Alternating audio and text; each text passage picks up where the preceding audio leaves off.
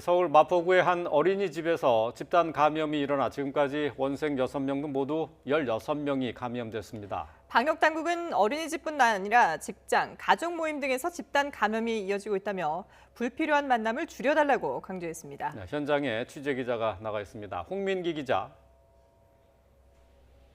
네, 서울 마포구의 한 어린이집에 나와 있습니다. 네, 기자가 나가 있는 그 어린이집에서 집단 감염이 일어난 거죠?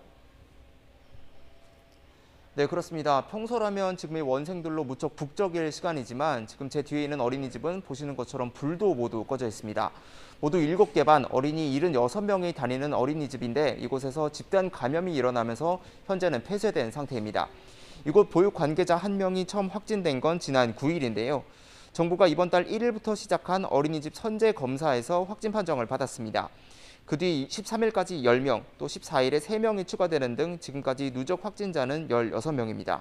원생이 6명, 종사자가 7명, 또 이들의 가족이 3명인데 지금은 모두 자가 격리 중입니다.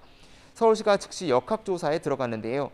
어린이집 안에서 놀이시설, 교사실, 화장실 등을 함께 사용했고 또 교사와 어린이들이 함께 식사하면서 바이러스가 퍼진 것으로 조사됐습니다.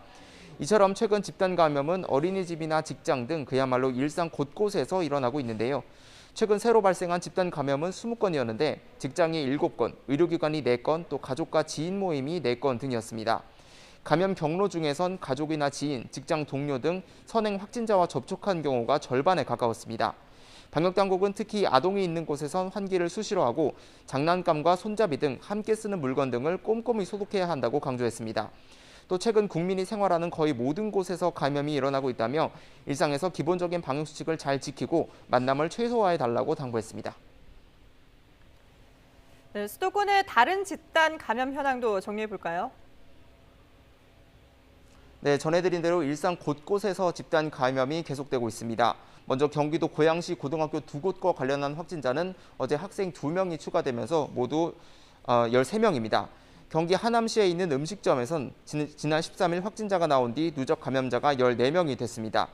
또 경기 오산에 있는 화장품 제조업체에서도 확진자가 17명으로 늘었는데요. 서울에서는 은평구 의료기관 관련 확진자가 3명 늘어 누적 감염이 11명이 됐습니다. 수시로 환기가 어려워 감염이 번진 것으로 추정되고 또 다른 의료기관으로도 감염이 번진 것으로 조사됐습니다.